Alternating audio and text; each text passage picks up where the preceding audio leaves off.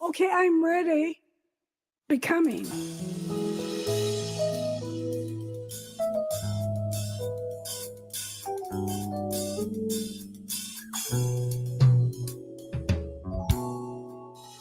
Trials and errors make us strong if we learn how to just move on and not give in when we fall. Falling down and getting up when we will not be stuck in the places where we fall. We must see that there's so much to be. Keep on living through the trials we will see. Becoming who we'll be, it's not that hard if we can see. We've got to keep growing and not get stuck. Becoming you and me, we will become who we will be if we just hold on and not give up. We'll keep becoming.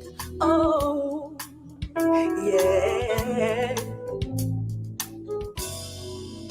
When we fall down, we must get up. We cannot get stuck in a rut, for then we'll see it's really not that bad. Many times we find ourselves caught up in all kinds of mess, and that's the plan that we'll give up. Oh, but we must see that there's so much to be. Keep on living through the trials we will see. Becoming who we'll be, it's not that hard if we can see. We've got to keep growing and not get stuck. Becoming you and me, we will become who we will be if we just hold on and not give up. Becoming who we'll be, it's not that hard if we can see. We gotta keep growing and not get stuck. Becoming you and me, we will become who we will be if we just hold on and not give up. We'll keep becoming, oh, becoming. We'll keep becoming, oh, becoming.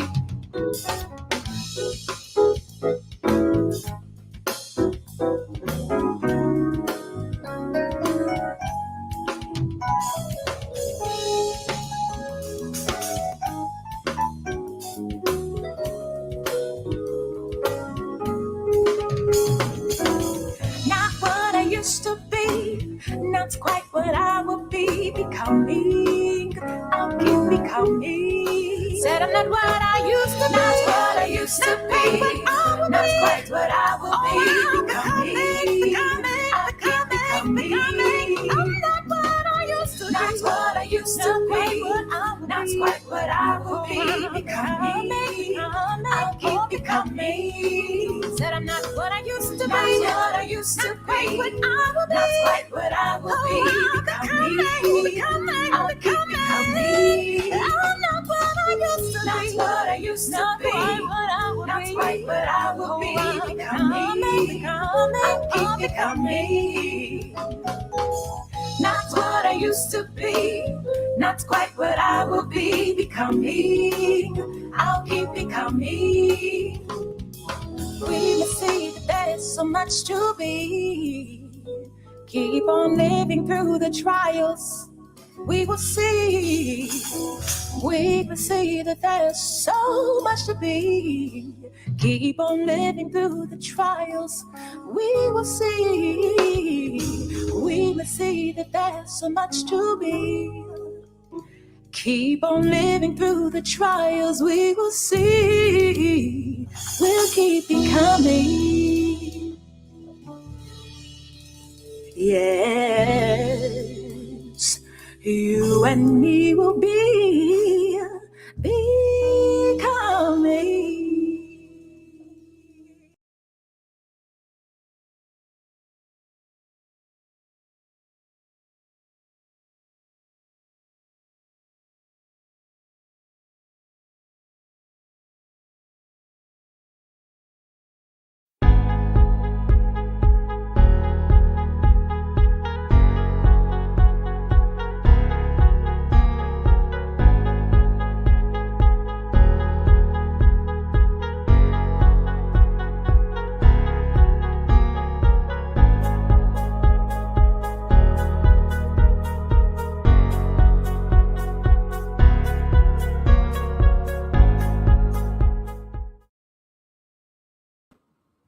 Good evening, each and every one of you out there in the Soul Situations Room land. My name is Reverend Shonda Nicole Gladden, and I am elated and excited that you chose to come and hang out and spend a little bit of time with me in the Soul Situations Room tonight. If it's your first time joining, this is an interactive show. It is where we experience conversations that touch the soul, the spirit of universal liberation. We invite guests as well as those of you interacting from YouTube or Facebook Live to share in conversation with us for about an hour on a subject that is near and dear to me. Tonight, we are so grateful for the opportunity to welcome a special guest in the Soul Situations Room studio, one of my dear friends. I'm going to introduce him in just a moment, but before I do, make sure that you comment in the chat section in the comments. Let us know where you are watching from. If you have questions, if something is said that you disagree with, or something is said that you say, hey, that sounds great. Just like if you were in church, go ahead and make comments in that comment space there, because we are co-curating a digital space, if you will, where we are sharing in community. Community only happens and only works when you and I are on one accord in communication one with another. Before we get into tonight's conversation, allow me to say to those of you who are celebrating Kwanzaa, Habari Gani. Tonight, the second night of Kwanzaa, we say Kujichagulia, self-determination, the ability and the necessity for us to self-define ourselves, to name ourselves for ourselves. We bring you greetings tonight. I want to shout out Michelle Cadigan, who is joining with us from Lakeview, Long Island, New York. Thanks for joining with us on YouTube. I see F. Willis Johnson, who is joining with us from Columbus, Ohio. I also see who is that? Deborah Hawkins. Greetings from Ellicott City, Maryland. I want to say hi to John Smithson, who is also joining with us on YouTube from Columbia, Maryland. If you didn't see your name pop up on the screen just yet, it means you have not let us know where you're joining in from. And I definitely want to be able to shout you out, because this is an interactive conversation. Can't interact if you don't interact with me. So, what's the situation we're in tonight? I'm so glad that you asked. I don't know about you, but I've been keeping my eyes on what's going on around the world, and I'm a little on the disappointed side. The world seems to be going through from pandemics on top of pandemics, the health crisis with COVID-19 across the globe. I'm looking at Black lives seemingly not mattering as Black and brown men and women are being gunned down and being slaughtered in the streets. I'm watching while we have the person who is soon to be out of the 16th and Pennsylvania Avenue residence, who is just behaving in all kinds of ways. Is not helpful and not life-giving, not in the spirit of universal liberation. I don't know about you, but there's so much going on in the world. And what I have found, though, is artists of our time are responding to what's going on in the world in creative and innovative ways. One such person is the guest that we have here tonight. So YouTube, if you are listening, we do have rights to play this video, so don't mute us, YouTube. Just a minute, I'm going to let you in on a little secret. We're going to premiere here in the Soul Situations Room a very special video. So grab your young people, because they need to watch this. Grab your grandmama and them. If they're sleeping, just wake them up for a little bit and let them know they need to watch this, because this brother has penned a song called Letter to a Nation. So you have seen it here perhaps first, but if it's not your first time, let us know what you're thinking about it as you watch this video that we shared together. Get ready for a Letter to a Nation. Thank you for joining in with us. Here you go.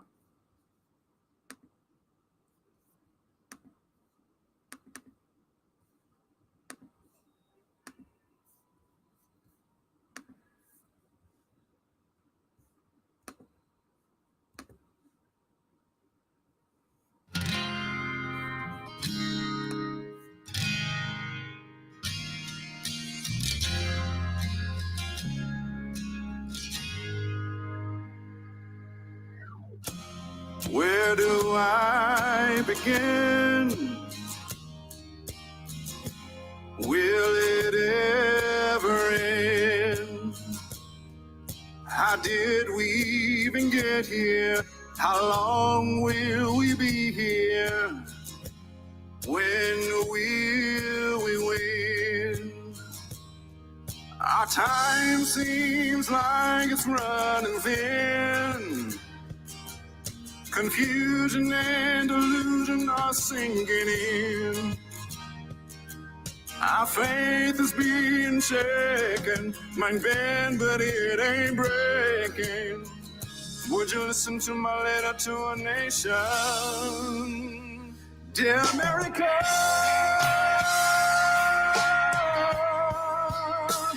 oh, dear America,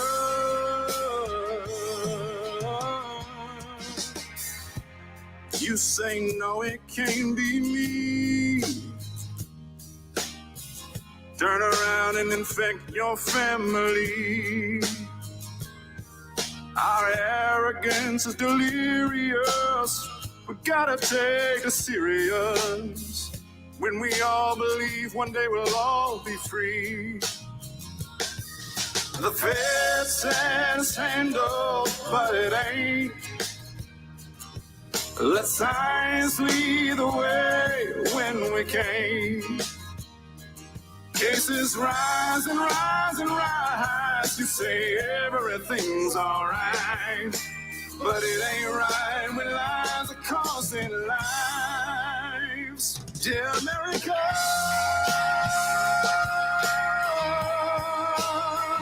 dear America,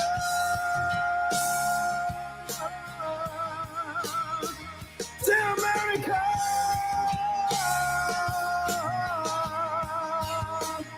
dear America.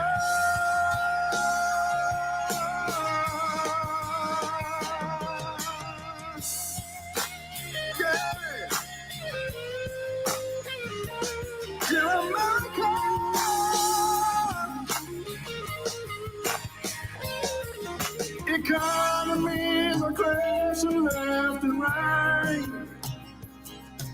Stores and businesses close with no end in sight. Our nurses and our doctors and all the first responders are fighting for supplies with all their might.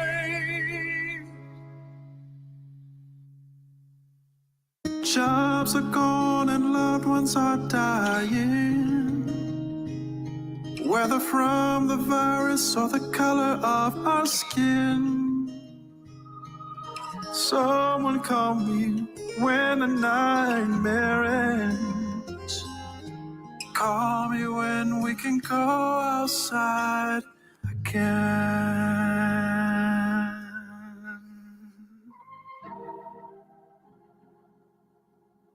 Yeah.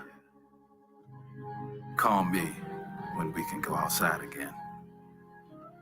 When the currents of justice breach the stubborn levees of racism, unleashing an ever-flowing stream of reparations and reconciliation, call me. When justice is defined by the fact that my black life matters also, not just his, call me. When my jogging, walking, driving, eating, playing, sleeping, babysitting, or simply just existing is no longer an invitation for a modern-day lynching, call me. When allies issue more than just battle cries and begin converting the hearts and minds of family, friends, and doubters, redeeming the nation like a 21st century Azusa Street Holy Ghost encounter, call me. When they see us and don't fear us, our skin, or our kin, call me. Call me when we can go outside again.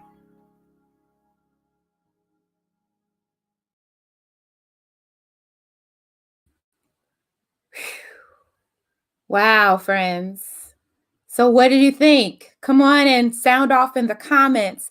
And while you are sounding off in the comments, allow me to introduce to some of you, but to present to everyone, my dear brother, my dear friend, none other than G.P. Jackson. He is a veteran singer and songwriter from Mitchellville, Maryland. He studied voice at the Morgan State University and has performed internationally at concert halls in France, the Czech Republic, and Germany. He has been featured for his stirring performance of Harry T. Burley's spirituals on local news outlets in Chicago and Washington, D.C., just before the COVID-19 pandemic.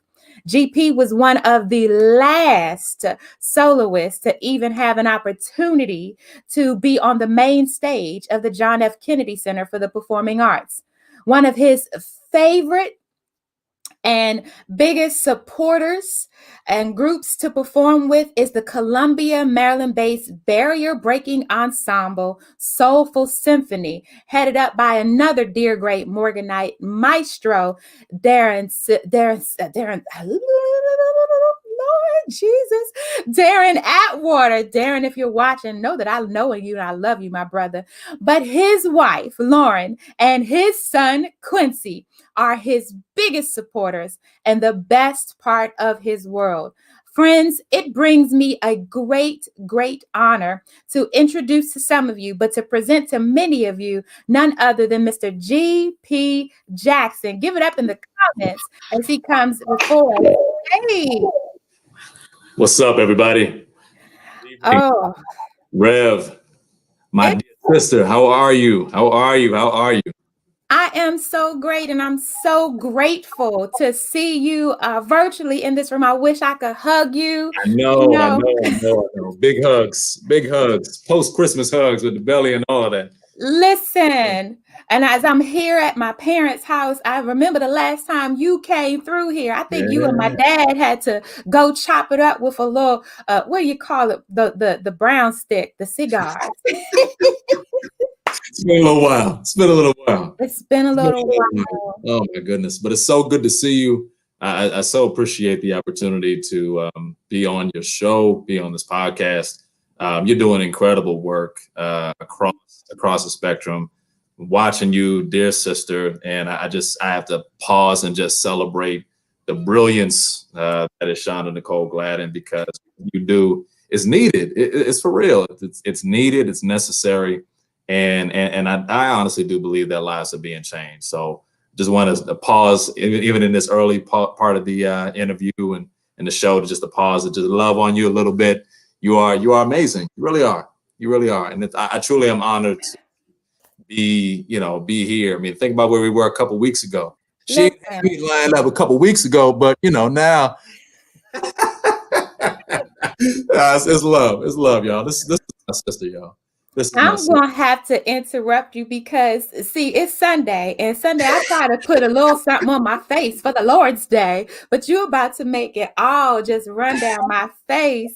Like Dr. Lamar Hilton says, it makes me tear up every time I see it. And he's talking about the song, but I'm talking about just this love that you so genuinely and authentically share, not just with me, but with folks that you really care about.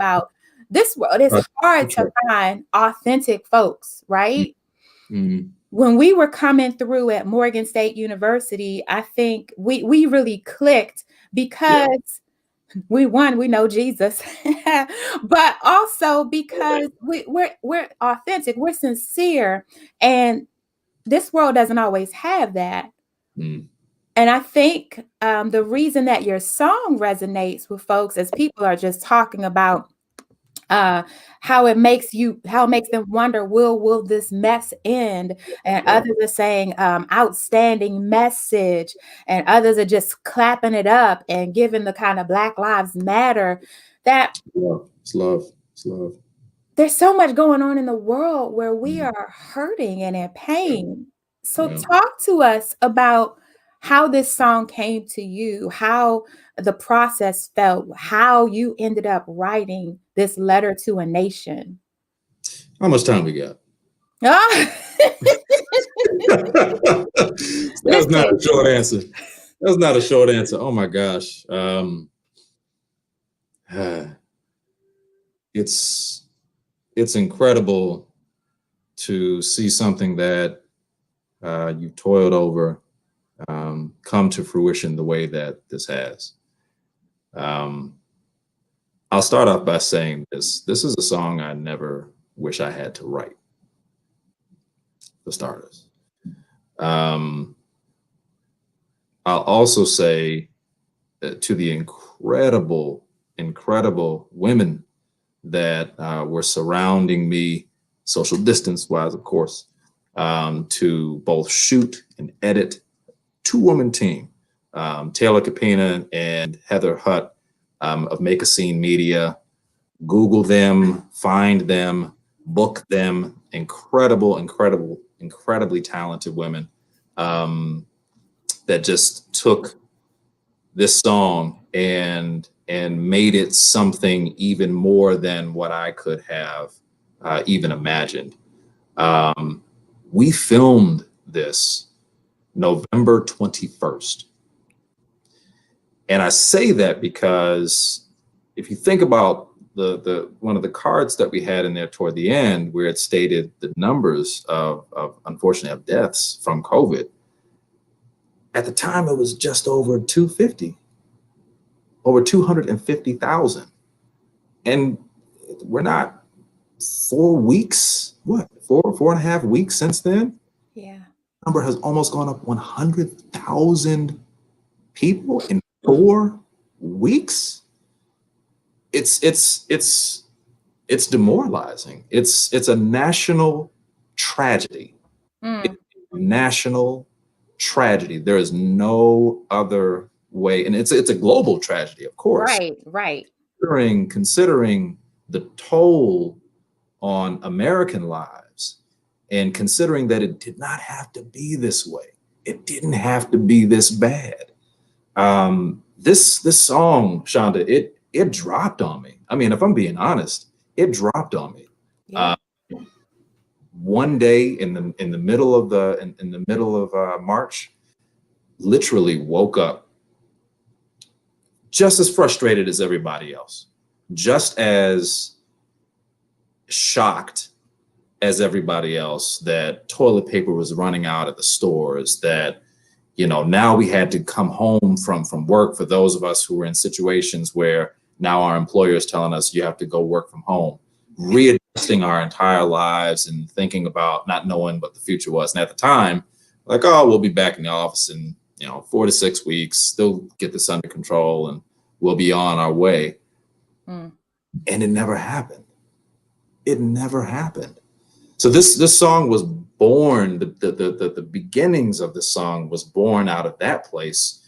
And within a day or two, that song was almost done. It was almost done. Words, lyrics, music, everything, right?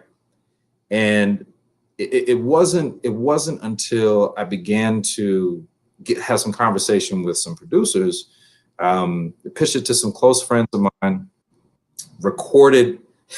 So I had to push through some fear, because this is my first project as a solo artist, and just trying to get to that stage, albeit in a global pandemic. I can't just get in my car and go drive to a buddy's house that I know is a producer. It's a whole totally different way of doing things. I download the acapella app in the Apple iTunes store, and recorded everything I heard acapella to the best that I could. So just to try to lay the foundation and at least give myself some confidence that, okay, if I'm going to be able to take this there, I'm hearing this voice say, this is big. And I don't know what to do with that, but I just know I have to be obedient, right? Yeah. I take that concept, I take the words, I take the music, I jot it all down, I go on the acapella app, I record it, keep a very, very close, tight-knit group of brothers that literally call Konania, the inner circle, some dear brothers of mine from Morgan that we chop it up with. I sent it to them and I said, hey guys, listen to this. I really need you guys to give me some feedback. They encouraged me to keep pushing. I sent it to I won't call him out, at least not yet, but I sent it to a recording artist who I connected with, and he told me that he really wanted to hear the full out version. He thought I had done a good job of capturing the song in that version that I sent him, this a cappella version, but he wanted to hear something more full out. Oh man, I guess he doesn't know I've never done this before. I guess he forgot this is a global pandemic, and I'm just supposed to call up a friend and say, hey, let's do this song. But I pushed through. So I ended up getting to Aaron Hardin, who's a very accomplished producer, not just in the DMV, as we call the DC, Maryland, Virginia area, but recently featured on The Masked Singer. Just an incredible musician, multi-talented. Got it to him. He began the process of reaching out to some instrumentalists to actually put it together. And a couple of weeks go by, I don't hear anything. Like, okay.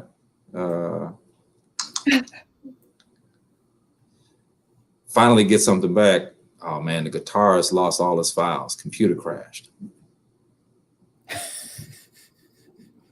Okay. Fast forward a couple more weeks later. By this point, it's like April, mid-May. I'm like, what's going on? Like it's a song. I'm not an album. Not right. It's not whole. It's just one song. Single. One song. Right? I'm like, what's going on? A couple more weeks goes by. George Floyd gets killed. And that was the moment that I realized there was something missing from the song. My. All of my anxieties about, oh man, like time is of the essence. I mean, I'm trying to push the song out there. I don't even know all the steps. I just know that time is of the essence. This is a rare moment. I wrote this song. I don't even want it, but it needs to go out there. So just please hurry up and get the song out there. And George Floyd's murder was the catalyst for the spoken word.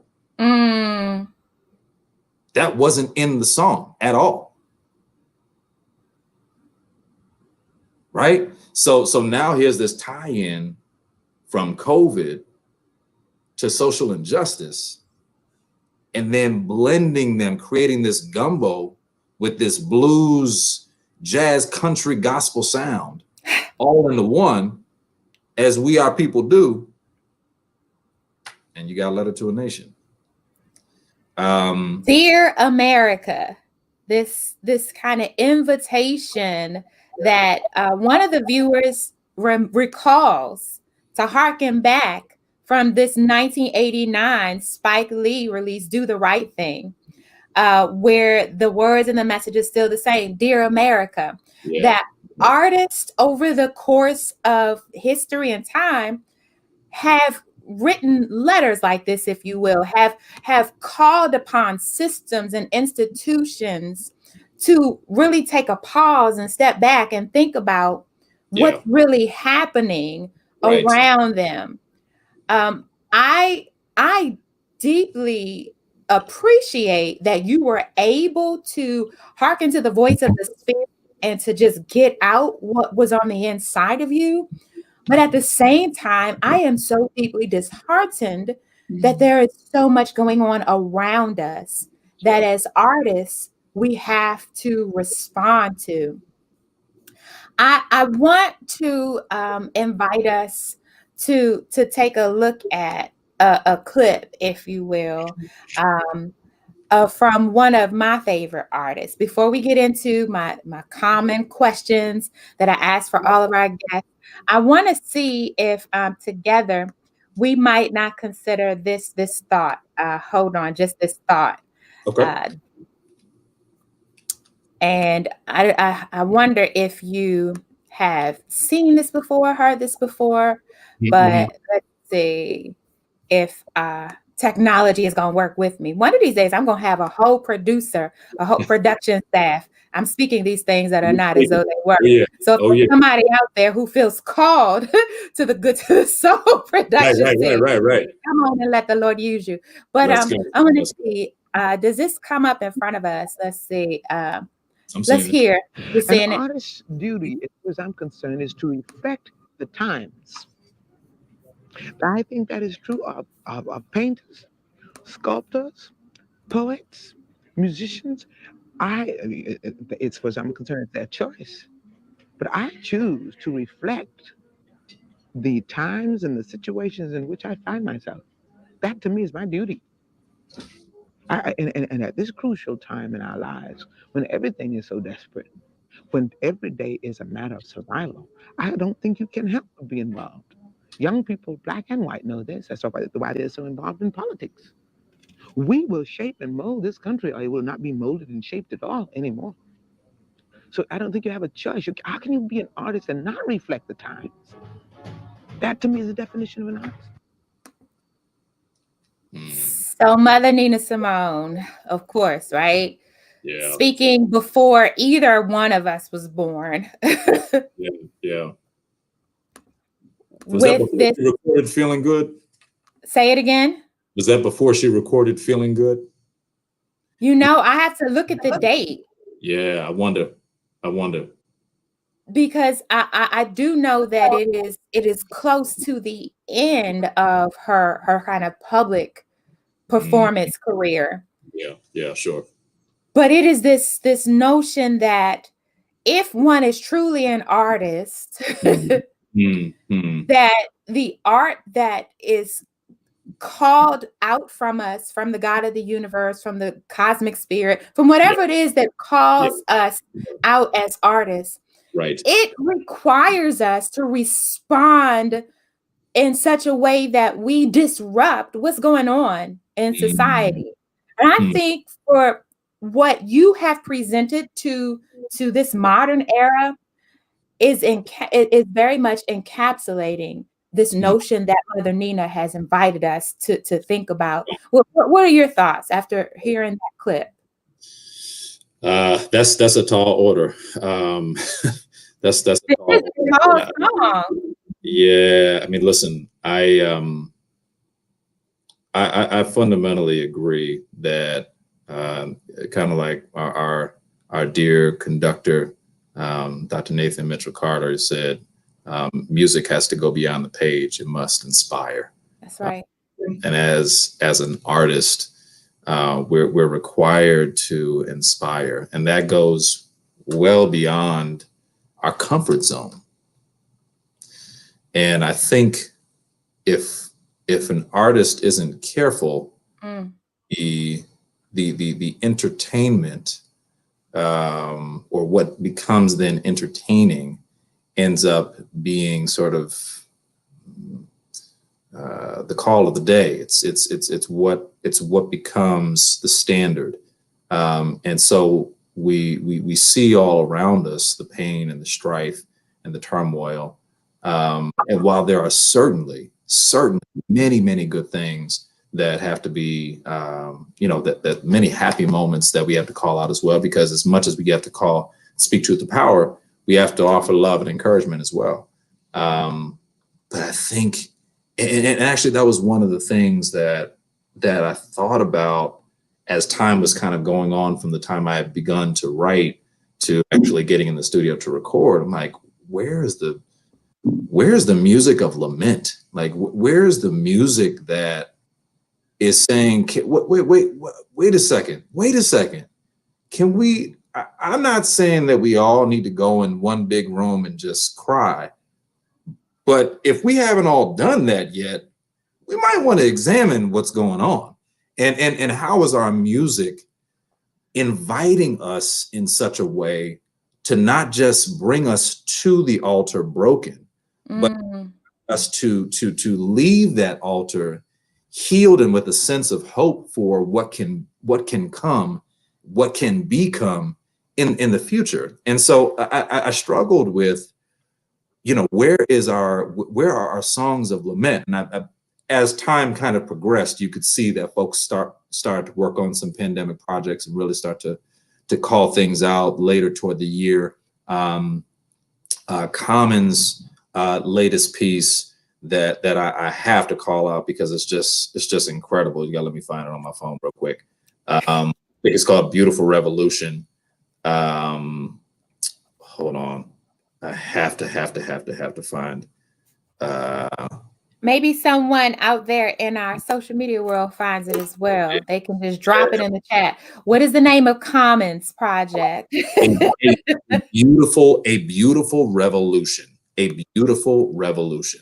And I think the best way to experience it is the 35 some odd minute video that he did with the Robert Glaspers and the Oh yes, August Green. It's just it's all of what's going on. It's all of what's going on. And he came up with that a couple months ago. But anyway, those were some of the things that were inspiring me, that I felt like there was a missing element. Like, why weren't we having these moments to lament? Why were we not taking the time? Where were our musicians that in the moments of deep distress for things like the earthquakes in Haiti and all types of different things that have happened and certainly called us, hurricanes that have happened here on our coast that have called us to certainly desire to bring everyone to the table and call for hope. But in a moment like this, where we certainly do need hope, we certainly need a healing, and not just healing automatically, but a process by which to heal, a process by which to heal. And I felt like that was missing. And so this song, and I've tried to encourage folks, who are looking for messages of hope. I'm like, listen, as you reflect on this year and everything that this year may have meant to you, COVID didn't necessarily hit everybody the same way, but somewhere along the line, all of us were affected. Black Lives Matter and every individual from Breonna Taylor to George Floyd to Ahmaud Arbery just this year, and so many others that have died this year, that might not hit you directly, but indirectly you're somewhat affected. And so my hope is that as folks reflect on this year, that they'll not be afraid to visit these places, to visit songs like this that call to our attention, the Marvin Gaye's of what's going on, the Fight the Power, Isley Brothers, the Feeling Good, the Nina Simone's, those songs that call us to have to examine ourselves and examine the world around us, and hopefully spur us and inspire us to go and do something about it. The thing that I said right at the end of the song in the video is, what is your letter? It's a question. It's not rhetorical. It's there intentionally. I wanted people who watched it and perhaps dare to share it, to think of their own letter. And it doesn't have to be a grand national, President-elect Joe Biden and Vice President Kamala Harris, you got to do this and you got to do that. And there are things, of course there are things. But this even calls to our attention what's happening, or perhaps even missing, in some of our local and municipal governments, and where the rubber really meets the road sometimes from a policy perspective. So I got my master's in public policy. So this music policy angle is like aligned with the stars in some crazy way that I never really could have imagined. But so I tend to think about it from that perspective, as well as we talk about our community being engaged and really being empowered to make decisions, to influence change, and to be the advocates that we so desperately need and desire to be. What are the tools that we're using, and how can we use our own voice to not just voice our frustrations, but to use them as tools for healing and community building, and truly being there and loving one another the way that we envision loving ourselves. This is so powerful and so poignant. I think a number of people are really experiencing the resonance of what you are saying now and what you said in the song. in a way that is very life-giving. I want to put an appeal out to those of you who are watching and who are joining in with us. In just a moment, we'll have a live Q&A. So go ahead and start plugging your questions in so that we can answer them live here. We have probably about another 10 minutes left in the broadcast, because at 9:30, for those of you who are on Clubhouse, Come on. we'll be taking this conversation live to the Clubhouse to ask the question, what is the role of art in activism? And so we ask you this question now. What is the role of art in activism? You've already laid out, again, to harken back to Nina Simone's, the artist's duty is to indeed be a response to, or to react to, or to uncover its time. The artist has a duty to the time. But art in activism, and I love, in terms of my research, I look at artivism, the ways that art is not only in activism, but that art itself then becomes the vehicle for activism.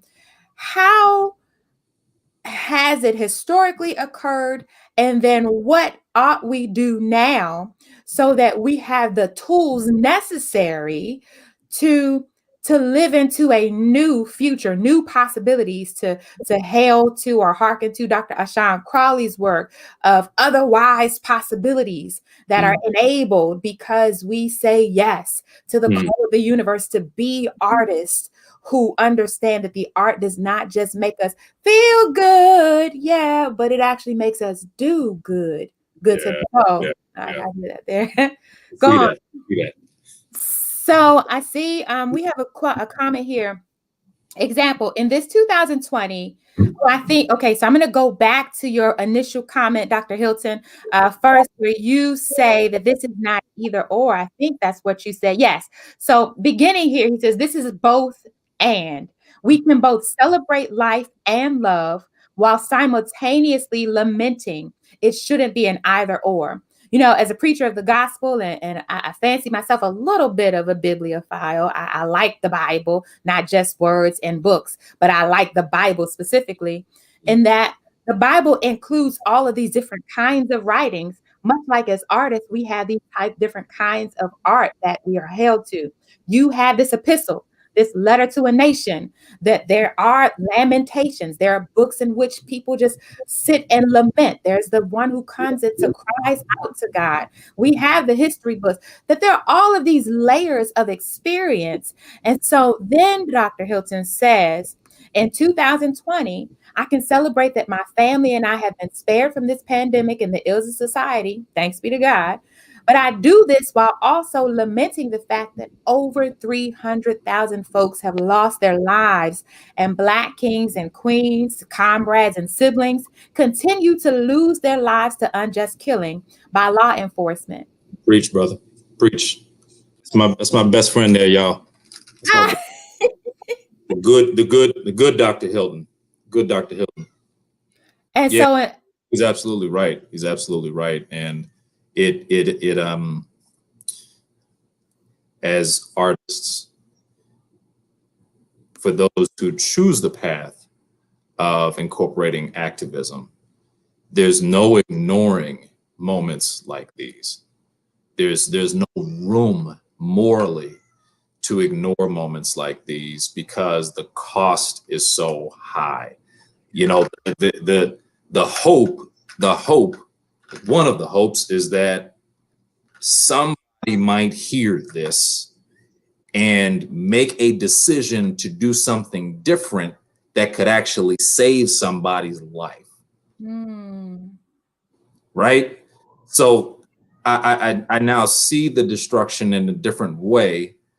And now that's caused me to reflect on my own choices and my own decisions that maybe were not aligned with the path of what's good for all of us.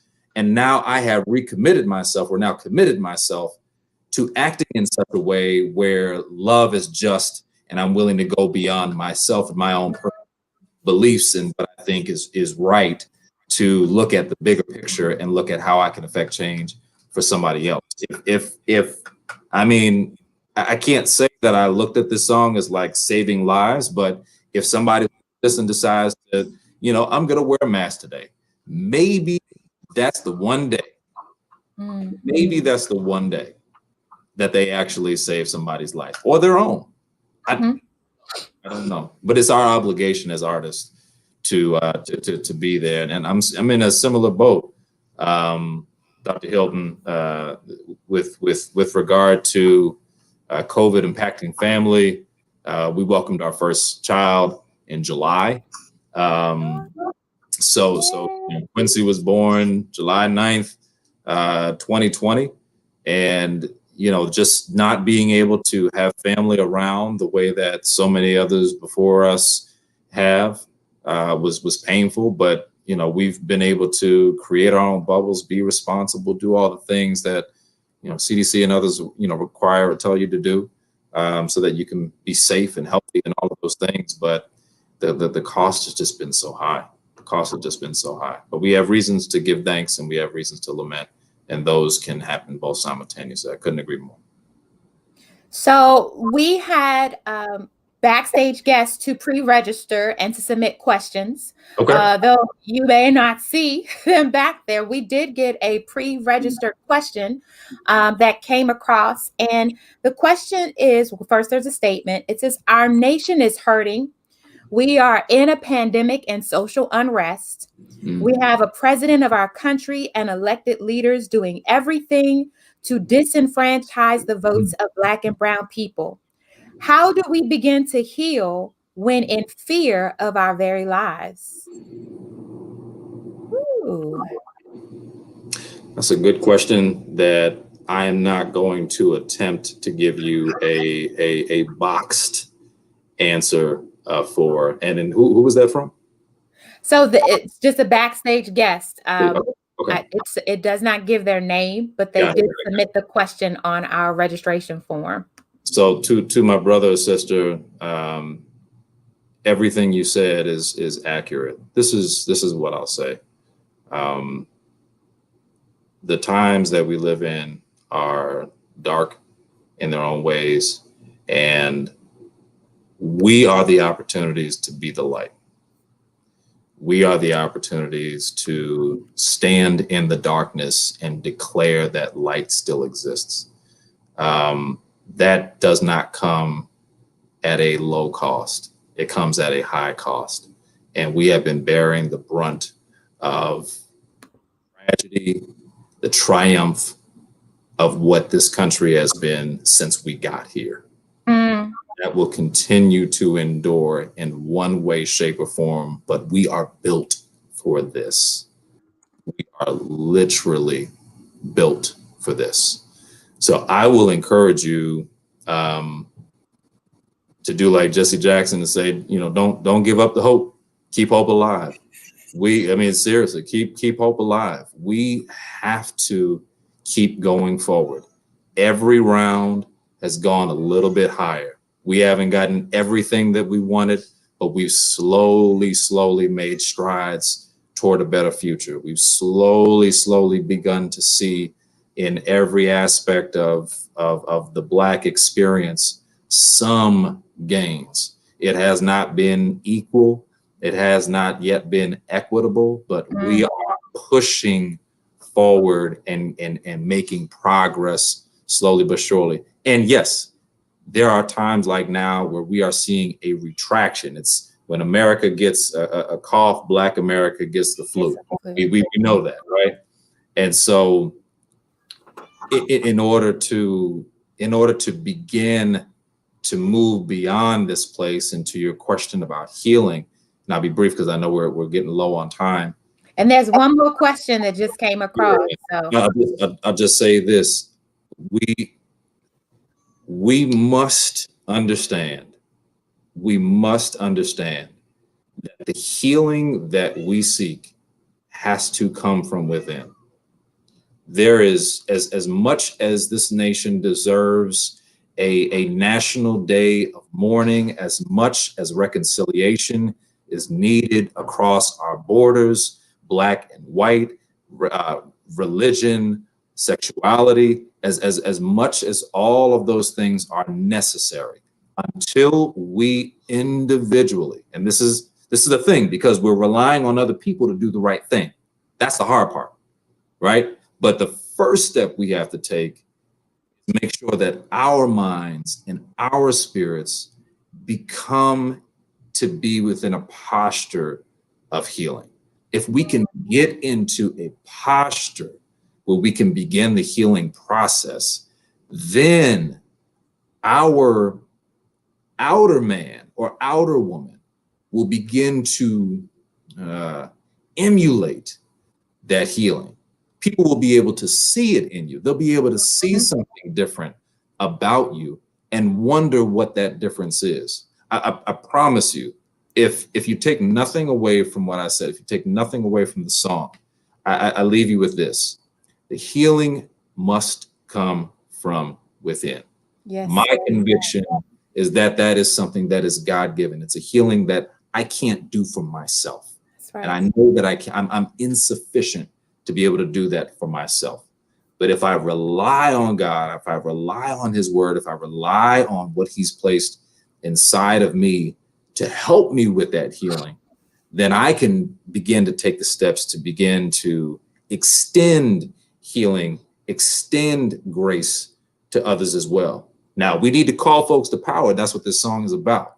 I'm not talking about giving people a free pass. We're done with that. This isn't about free passes, but we understand the grace that has been given to us, and we understand how that needs to be extended. So truth to power and extension of grace happens simultaneously. A marriage. It's a marriage. We can't do one without the other. Okay, I want to dig deeper, but on this platform, we don't have enough time, but I'm so glad we have the after party. So if you are on Clubhouse, just look for me, Shonda Nicole Gladden. Look for GP Jackson. You will find it it's at 9:30 Eastern Standard Time, where we'll be having that conversation there on Clubhouse. We'll make sure to get the exact link in front of you. If you follow whichever platform you are on today, you will see both the Clubhouse profiles provided there before the end of our time. But here, this is going to have to be the last live question because we want to give an encore presentation of Letter to a Nation. For those of you who may have joined late, we are here with GP Jackson, who is the recording artist, the writer, singer, a wonderful, wonderful man of God. I can say that because I know you're still on the steward board. If you're not from we at the same church, right? I'm not going to put it out there.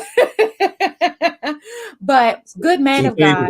Some changes have been made. That's why I said, let me not put that out there. At some point, though, we need to touch on the ownership of our work piece, and that we as a people get to a place where we have ownership of the art we put out there. I believe that from there, we can direct where and how our work is dispersed, how to reach the masses. We may need to make the work free to the people. We may need to more wisely choose who we sit down to discuss this art and work with. So much to unpack and discuss. Thank you so much, D. Thomas, for putting that out there, because I don't know if y'all have noticed, but I host the Soul Situations Room frequently, and I have never asked you all for a dime. I'm grateful if you choose to invest in Good to the Soul. Our Cash App is always publicly available. Our PayPal is always publicly available. But I never, ever ask for folks to sow into this ministry, to sow into this work, because we just believe that God provides. And I'm gonna ask, can y'all everybody put $50 on your Cash App and just send it all right now. Do it. This is good ground. This is good ground, y'all. This is good ground. I'm sorry, Sean. I'm sorry. I'll be Well, thank you. I did not expect that. But what I was going to say is that, yes, I recognize the privilege, and I'm grateful for anyone who sows and for anyone who decides that this is indeed good ground.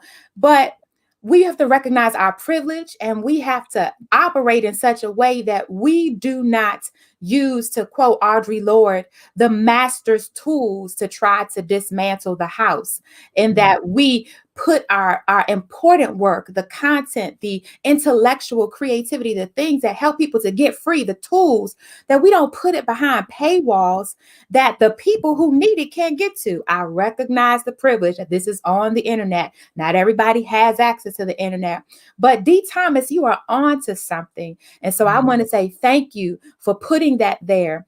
Let's build coalition together, friends. Let's figure that out.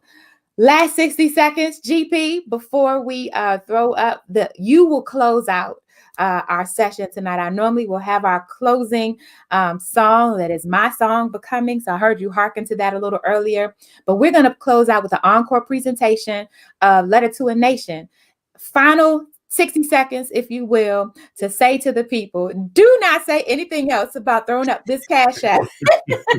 Though I'm grateful, that is not what you use your 60 seconds for. But go ahead and give the people your last 60 seconds. I'm gonna pass out while you do. Thank you. Everybody, this has been an incredibly difficult year. I'm excited that this song can be a part of the conversation for healing, for transformation, for us to become who we try to become as a people. And it's my honor to share with you all this song that I believe will change some hearts, will change some minds, and hopefully send us on a path toward a better 2021. Feel free to continue to stay in touch with me. You can find me online at Real GP Jackson, REAL GP Jackson, across Facebook, across Twitter, across Instagram. I'm really only on Instagram and Facebook. And I look forward to staying engaged with you all. Thank you all for fighting the good fight. Thank you all for staying resilient. And I know that as we continue to push forward, there's some difficult days that are still ahead. But be hopeful, man. Share the song with folks that you know.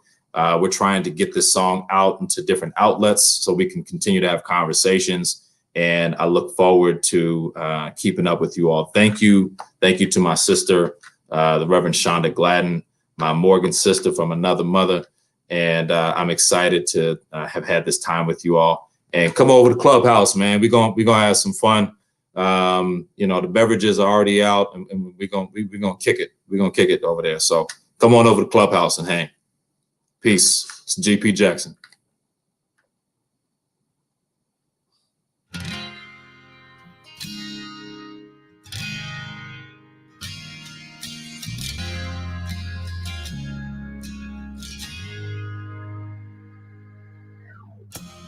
Where do I begin? Will it ever end? How did we even get here? How long will we be here? When will we win? Our time seems like it's running thin. Confusion and delusion are sinking in.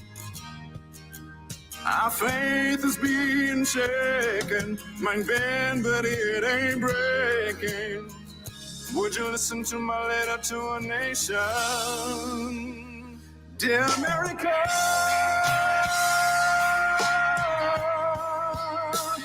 oh, dear America.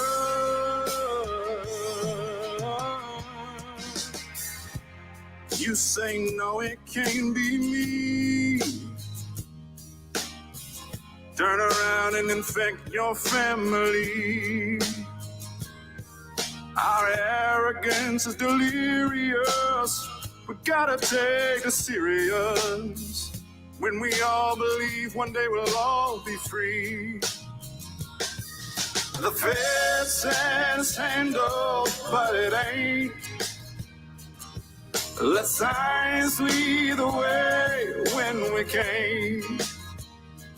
Cases rise and rise and rise. You say everything's alright, but it ain't right when lives are causing lives. Dear America,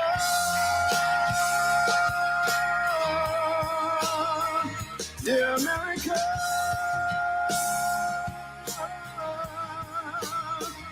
dear America,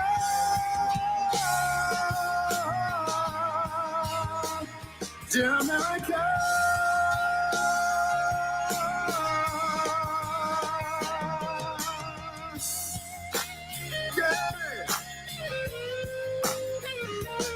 Dear America,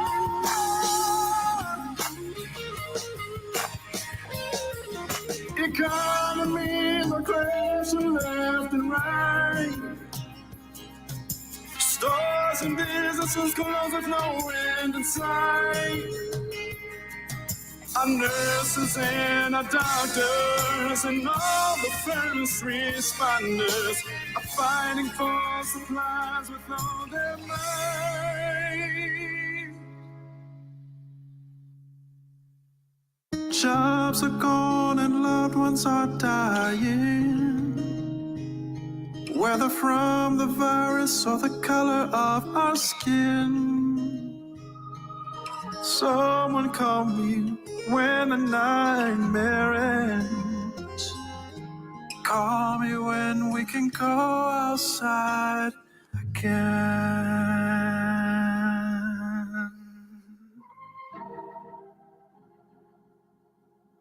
Yeah. Call me when we can go outside again. When the currents of justice breach the stubborn levees of racism, unleashing an ever-flowing stream of reparations and reconciliation, call me. When justice is defined by the fact that my black life matters also, not just his, call me. When my jogging, walking, driving, eating, playing, sleeping, babysitting, or simply just existing is no longer an invitation for a modern-day lynching, call me. When allies issue more than just battle cries and begin converting the hearts and minds of family, friends, and doubters, redeeming the nation like a 21st century Azusa Street Holy Ghost encounter, call me. When they see us and don't fear us, our skin, or our kin, call me. Call me when we can go outside again.